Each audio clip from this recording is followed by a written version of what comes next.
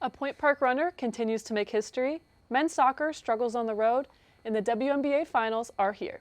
It's time to come on down to Pioneer Sideline.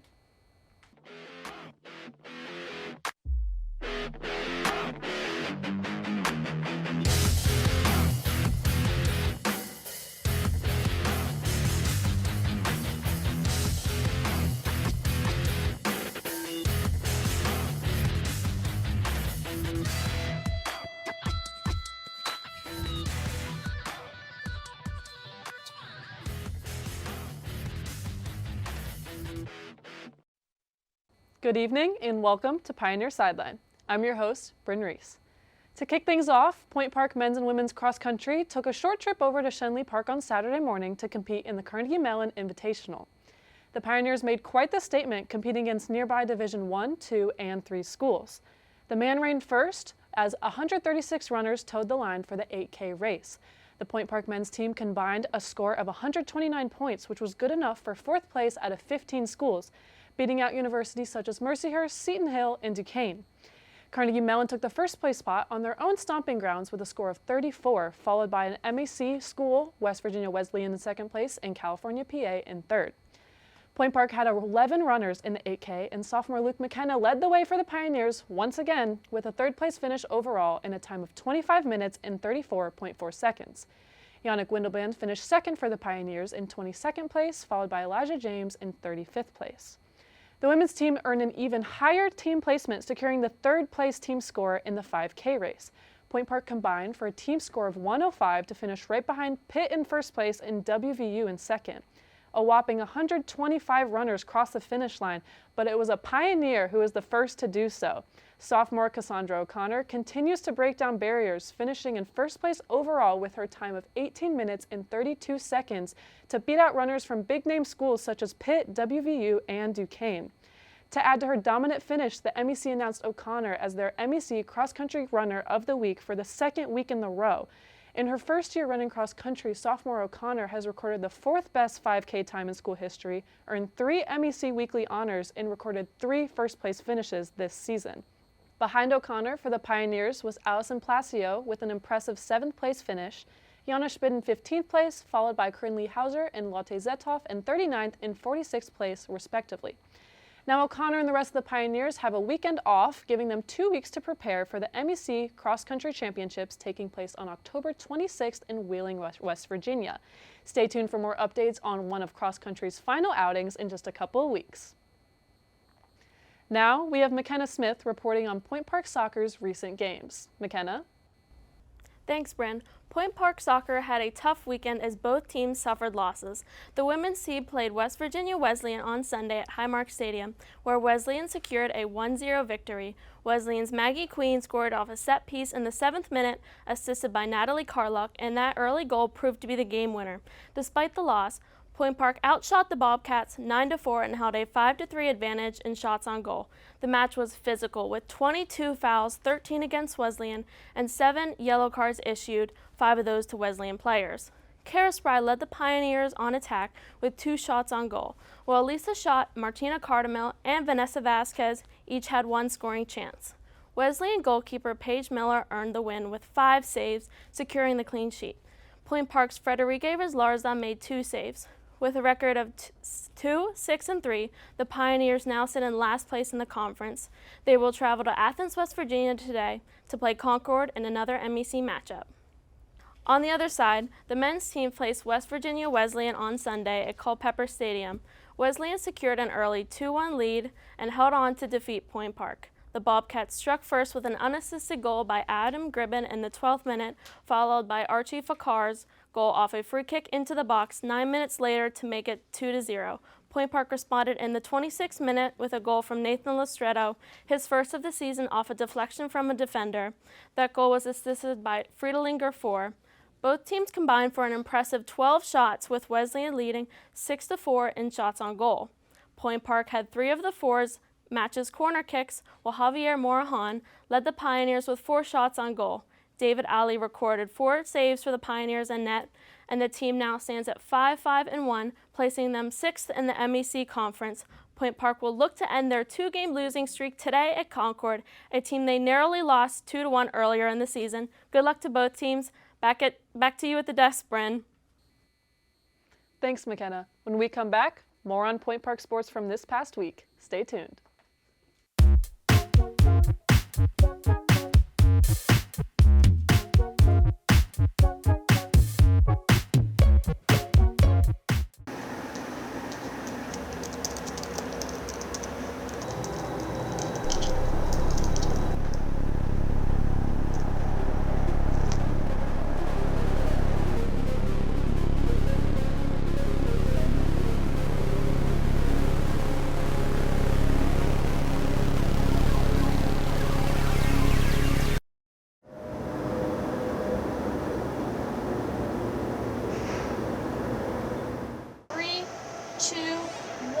Take them, cue them, open their mics.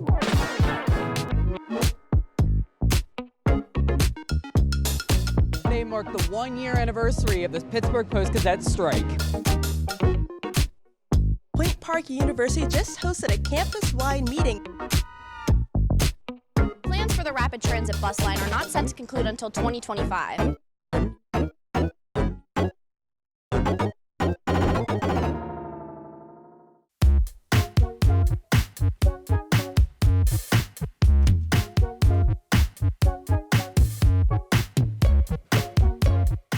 Welcome back. After 3 straight losses, the 3-11 Point Park volleyball team finally earned a victory, beating the 3-15 Salem Tigers in a non-conference matchup on Tuesday. The match ended 3-1, marking Point Park's 3rd consecutive win at home, which is a striking opposition from their 0-5 record on the road. The Pioneers combined for 23 service aces to secure the win. Now let's take a closer look. In set 1, the Pioneers took an instant lead, kicking things off with a swift 10-2 score after 3 straight aces from Anna Kirstich and several miscommunications by the Tigers. Point Park then came to an unexpected but brief standstill, allowing the Tigers to lessen the deficit 12-7. Luckily, the Pioneers held on to win the opening set 25-13. Set 2, the Tigers came back on the court hungry, recording kill after kill to take a striking 8-0 lead. As we continue, Salem amps things up even more for a 21-8 score, making it a little too late for Point Park to come back.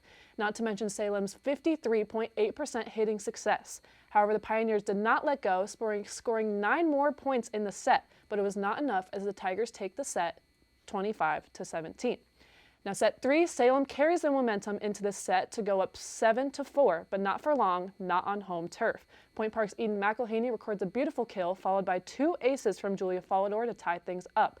The Tigers begin to crack under pressure, recording 7 attack errors as the Pioneers keep things moving to win set 3, 25-13. Entering the 4th and final set, it's win or go home for Salem, and that was apparent. The Pioneers take a subtle lead after several service aces, but the Tigers were close behind, clawing at a comeback. Fast forward, it's 21-all, and Kirstich lays down a beautiful kill, followed by a game-deciding block at match point to award the Pioneers the dub. Leading the team to victory was Follador with 9 kills and 5 service aces, and Kirstich with 6 kills and 3 service aces. McElhaney dominated in the setter position with 28 assists as well as 8 digs. This week, the Pioneers embark on a 3-game road trip, starting with a Friday matchup against Concord. Stay tuned for more, and as always, go Pioneers! That's all for Point Park Sports. Now, Jonah Summers will report on what is happening locally. Jonah? Pittsburgh sports look promising as we head into the colder months of 2024. But let's start with this week off with the best team in the country as we check in on Pitt volleyball. This team lost its first game of the season against SMU this past week, but remained the best team in the nation. The Panthers are looking to bounce back later this week against Cal in just 2 days, who hope that the Panthers feel the weight of that tally in the loss column in their upcoming matchup. Tori Stafford led Pitt in kills with 17 as the 5-set battle closed, with the 15th ranked team in the country upsetting the number 1, winning the final 2 sets of the matchup. But 3 Pitt players were named to the National Player of the Year watch list. No surprises, Olivia Babcock leads the nation's watch list, followed by her teammates further down the line in Rachel Fairbanks and Tori Stafford. But the Penguins started off their season a little shaky last week with a few upsetting losses and looked to bounce back against Montreal while sitting at 1-2. An Eastern Conference matchup that was a must-win to get things back on track for this Pens team. The scoring started early for Pittsburgh with this beautiful snipe from Lars Eller off the assist from Puljujärvi, and the Penguins take an early lead. Then it was Malkin and Bunting battling in the Montreal zone when Malkin finds Rickard Rakell right up the crease to give the Penguins now a 2-0 lead. But at the end of the first, Montreal gets one back off a slap shot that sneaks by Jari on only the 5th shot of the game for Montreal, who then got one back and get the go-ahead goal off this beautiful 2-on-1.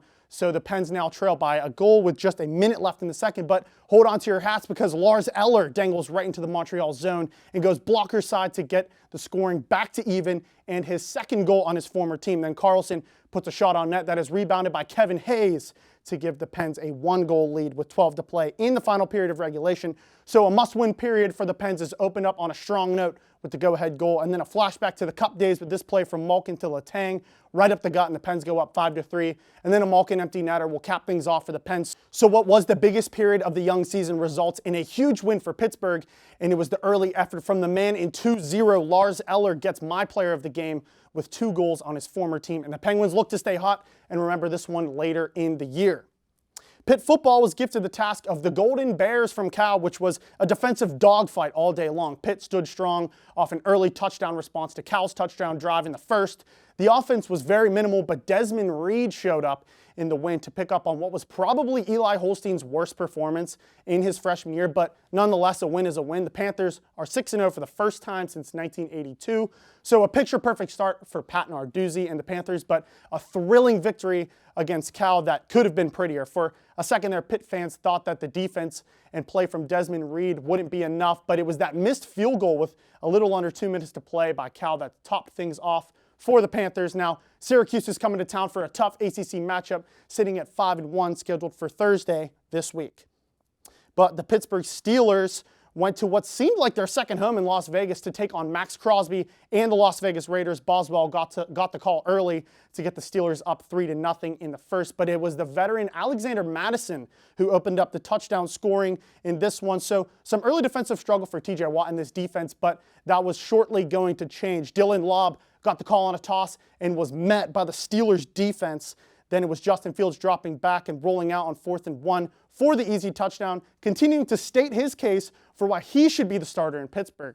And then this is kind of where things went downhill for Vegas. A block punt, and the Steelers nation started waving those towels louder and louder. And a great showing for the special teams in this one, able to make some big plays and keep this offense in great field position all day long. Then on 2nd and 5, Fields shuffles back to that beast in Najee Harris, who went crazy in this game, bouncing around defenders and just running angrily. This was a 36-yard touchdown run and a Michael Jordan leap at the end to get to the pylon for the play of the game. Then a little flex. Then Aiden O'Connell was backed up almost in his own end zone and throws a pick to Dante Jackson into like triple coverage. And Jackson runs it into the red zone to get the Steelers into scoring position yet again. Then a fantastic play call meant Justin Fields' fake toss and the speedy young quarterback was able to get in for 6 on the ground yet again. So the Steelers capped this one off 32-13, and everyone is happy. The fans who traveled almost all the way across the country to support, we know definitely are. And this is the standard that Tomlin wants to be at, but certainly the standard is set for Najee Harris, as he was the gear of success for the Steelers offensively. 122 rushing yards and a touchdown is about as good a day as we have seen from him in a while. So a good thing to look forward to against the Jets in Week 7. But the biggest question for the Steelers in the last year has been the quarterback position, and the media has been hooting and hollering for Justin Fields to stay there since the beginning. But based off of Tomlin and what he's been saying in his interviews and press conferences, it feels as though he wants to give the captain Russell Wilson a chance, which we know is exactly what he did. But at this point, what does the captain logo even really mean? Justin Fields has done absolutely nothing wrong to deserve to get his job taken away from him, and he leads the team in touchdowns on the ground and has carried this team with his legs when that is what the Steelers, I think, needed the most. So for some reason, people are still questioning Fields and if he should or should not be the starter. But we know that Wilson will get that call here in Week 7. But that's all for me with the local report. Back to you at the desk, Bryn. Thanks, Jonah. Make sure to stay tuned for more updates with Point Park and local athletics. This weekend, don't miss Point Park volleyball as they travel to Concord on Friday. Then they're on to Glenville State on Saturday. Women's soccer is back at Highmark on Sunday at noon for a whiteout game against Charleston. Admission is free for Point Park students with an ID. Also at noon, men's soccer takes on the Wheeling Cardinals in West Virginia for a crucial MEC matchup. All Point Park games are available free on mountaineast.tv. After the break, more of what's happening in the sports world. Don't go anywhere.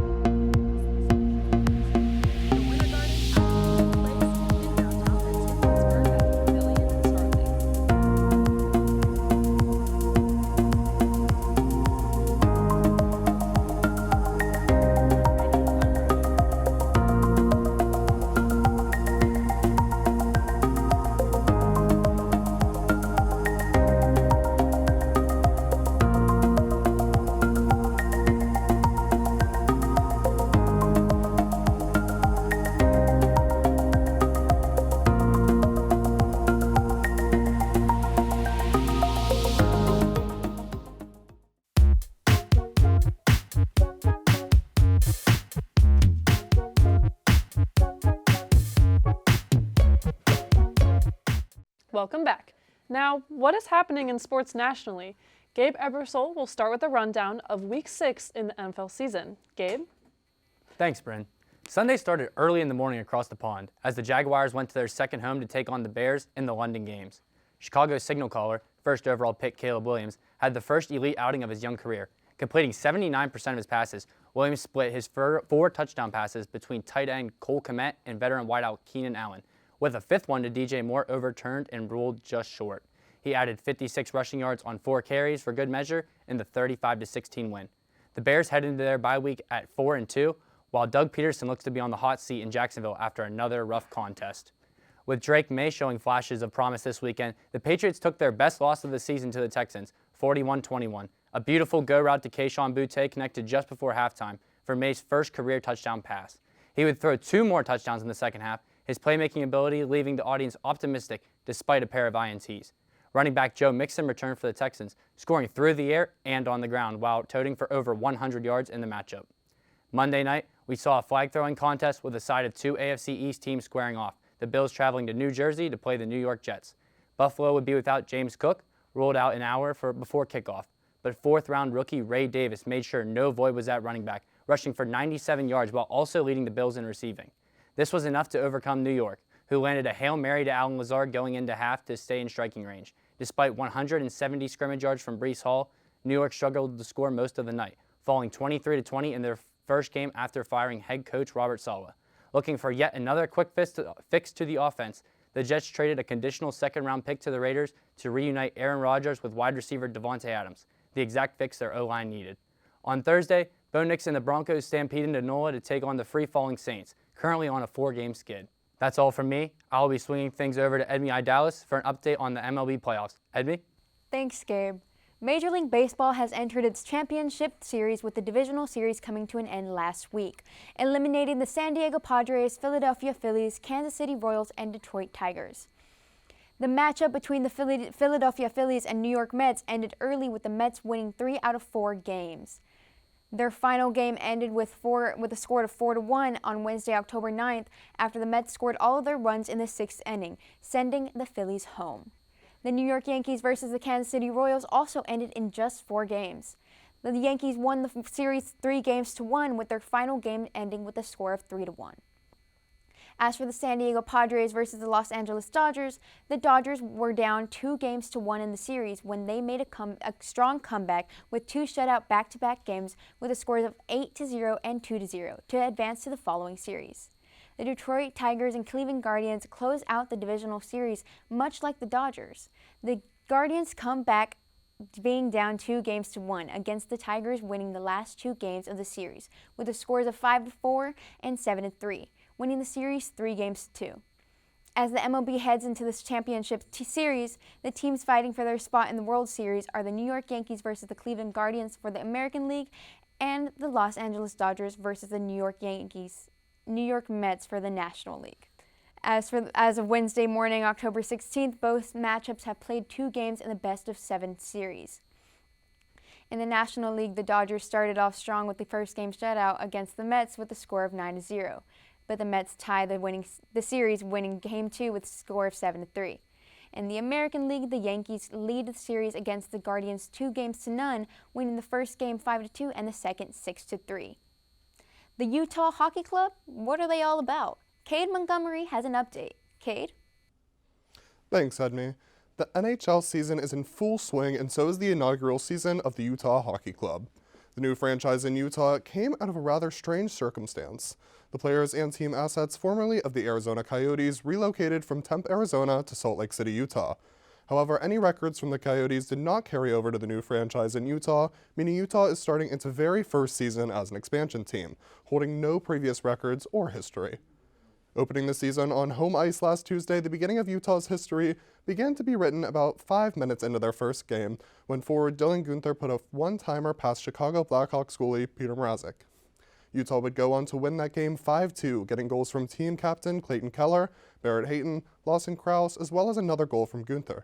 Utah made their way to New York City for their first road trip of the year to face off against the New York Islanders on Thursday and the New York Rangers on Saturday.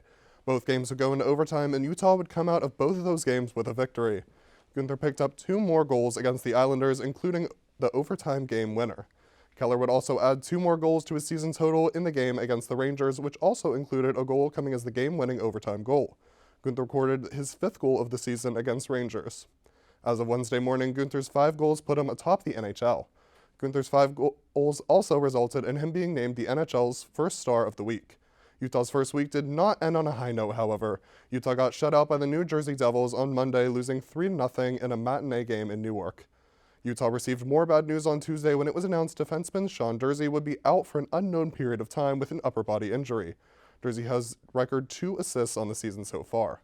The Utah Hockey Club looked to get back into the win column and constitute a successful inaugural season tonight against the Anaheim Ducks.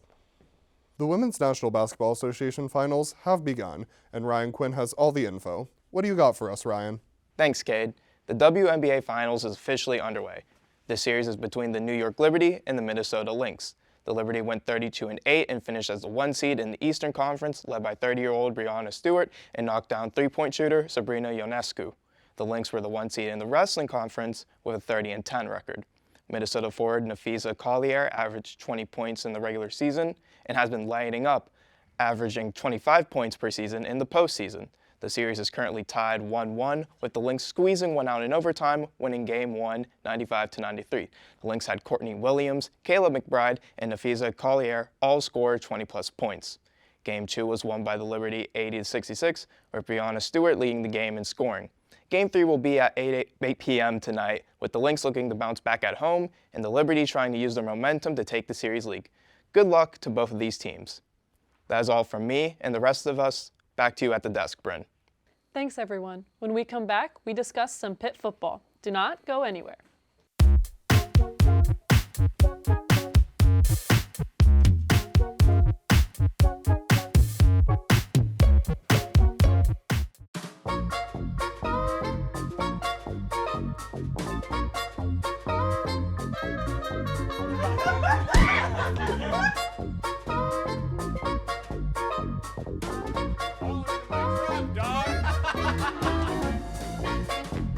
It's a tough crowd.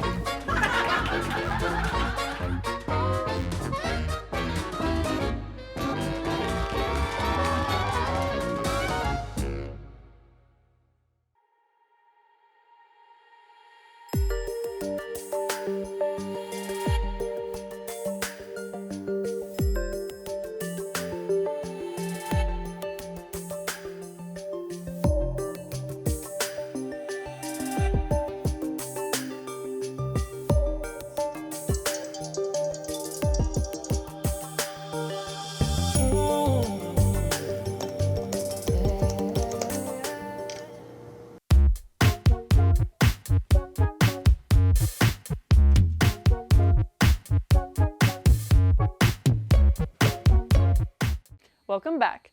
The Pitt Panthers football team has been roaring so far with a 6-0 start, ranking in the top 20 and being 3rd overall in the ACC. But how far can this team really go? I'm joined by Jake Bell, Ryan Thiele, and Gabe Ebersole to discuss this topic. So, how are we feeling about the Pitt Panthers? You want to go first? Yeah, I'll start off. So, Pitt has defied all expectations going into this year. Eli Holstein's looked amazing at the beginning of the year, and they've surpassed my expectations. But if we're looking at the cap for this team and how far we think they can go, I personally am putting the ceiling for this team on the ACC title game is what I've come to realize. And if you just look at the remaining schedule, they got SMU on there, they got Syracuse on there. I've looked 5 of the top 6 teams in the ACC above them, and then Boston College rounds out their schedule. So for them to even make the ACC title game would mean that they would have to lose at maximum, would be one of those games. Because if they lose 2, they're more than likely not going to meet the requirement to play as like a Clemson would or an SMU would. And I think that to beat, then you on top of that have to beat that team again in the title game to advance past that into the playoffs. That seems like a little bit too much for a Pitt team that has been prone to falling behind this season. We've seen them go down 10 with 4 minutes left to West Virginia. We've seen them fall behind early to Cincinnati, and against like better teams, I don't think you can pull that out as consistently. So I think they drop a couple games, and I think that their ceiling is the ACC title. So I'm a little bit on the same page as you. I have them going to the ACC title, but I have them winning this year. I mean, I don't know if you guys seen the ACC is wide open for the first time since the year Kenny won it for us. I just think that Clemson, yes, I get their only losses to Georgia. Georgia's really good this year, but they've looked a little beatable. Miami's looked very beatable, only going down to Virginia Tech, almost going down to Cal, who I know we almost went down to, but that going down to Virginia Tech, that you can't do that if you're supposed to be a top 8 team. Right. So I feel like our only chance, I think we could be a 12 team, but only if we win the ACC. We have to win the ACC for us to get into the 12 team. We don't have the strength of schedule to get in there without winning. I see us winning the 12 team and then not winning the 12 team, but winning the ACC, getting in as like one of those 4 like definite spots for the Power 4 conferences. Now, are we going to win a game? Most likely not, but I see us at least stepping into college football playoffs and getting that feel of what a true college football program should be. I know you guys talked about like how it may be, an issue that Pitt's falling behind like in these games and they have to come back. I think that's a strength actually. I mean, if you look at Eli Holstein, he's a redshirt freshman. He's already showing so much poise as a leader, and I think that's a huge thing for Pitt and their program. Especially with the Cal game, I know that he didn't do so well, but I think what makes this Pitt team different from the other ones is that 3 years ago, if Kenny Pickett's having a bad game, are we winning? No. Exactly. So I think with Holstein being able to have a bad game and Pitt still able to win, that's a huge thing for Pitt, and it shows really how this team just meshes well together. It's a whole bunch of players that just want to win, and they have all this chemistry. And I think this is a strength, like them being able to fall behind and still come back in these games. I think that's a strength for this team moving forward, and especially since we only won 3 games. I had them only winning 6 games, and they already reached that. So I think that's a strength for them for sure. I have to agree with you too. I mean, our defense honestly has been a struggle the first 4 games, and then the last 2 they played, they looked very good. We are a relatively young team, which will worry when you're playing a very heavy senior ACC, which is the ACC is this year. But I feel like our teams have what it takes to beat a Clemson at home. We play Clemson at home, which is a difference for us. I mean, Acrisure the past couple of years hasn't been great, but I think this year we get a good team in with how we've been playing. It's going to be one of the top places to play in the nation. And I feel like it's going to be hard for Clemson to beat us here. And I think if we get Miami, that's going to be an easy win for us because Miami cannot play a good defense. We've seen it so far. Cam Ward has not looked good against a good defense. I agree with what you're saying. And I also like you guys' point earlier about how open the ACC appears to be this year. And while I do think there is no dominant team, it's like I said, just the amount of just sheer good teams that Pitt has to play. And like what you said, yes, playing good teams and playing them close is a strength later in the season, that clutch gene. And like that's like what you see in like Ohio State versus Oregon. Ohio State wasn't really polished in those situations, whereas Oregon was, so they were able to execute better. But on the flip side of that, when you're playing so many of these games, sometimes it's bound to tip the wrong way. And I think that's what Pitt's going to fall victim to, is that you just see a game just get away from them down this ACC loaded stretch down the back end, even if it's the Boston College in the last week. I think that just because they're playing so many teams around their level and they've been playing around their competition, granted they've been winning and pulling out a lot of close wins, I just think that one of these times, two of these times, the Cards fall the wrong direction, and I think that's going to be their demise this season. I think the one thing that could keep Pitt from not having that downfall is that I truly believe we had a bunch of opportunities to have dumb losses early in the season. That wasn't the case. Usually, we know all about Western Michigan. It was Georgia Tech the year after where they fired their head coach and Pitt still lost. This year, we got all those losses, like what could have been losses, out of the way, and now it's ACC play. They're just having the mindset of going 1-0 every week, and I think that could be the factor in them not slipping up at the end of the year and falling out of the ACC race. One person we haven't brought up was Des Reed. I mean, I think he should, on top, I get the kid from Boise State, it's also been good. I think he should be one of the top candidates for being one of the best running backs in the nation.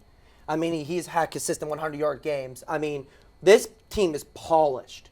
I mean, we're not fully polished because, yes, we are young, but we are most polished Pitt team I've ever seen. And I feel like that's what a lot of people, we get up to Cade Bell. Cade Bell's really polished this offense around. And then the defense has looked a lot better than last year. We have a lot of what they call sharks in the water now, which is what we needed. Right. And like you said, like the running game has been completely transformed. I think their offense, a big thing is it's a complete offense, so you can't just attack one point of it because they can just go to something else. Even Eli Holstein, he's a very improvised quarterback. He can kind of get out of the pocket and do different things we've seen already.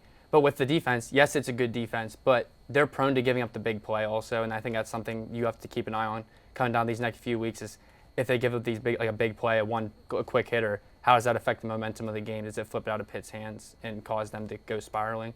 Something you're going to have to look into also. So I'll have to cut you off there. We'll kind of see week by week how it goes for Pitt. And that is all the time we have left this week. Be sure to join us next week at the same Pioneer time, the same Pioneer channel, and the same Pioneer Sideline.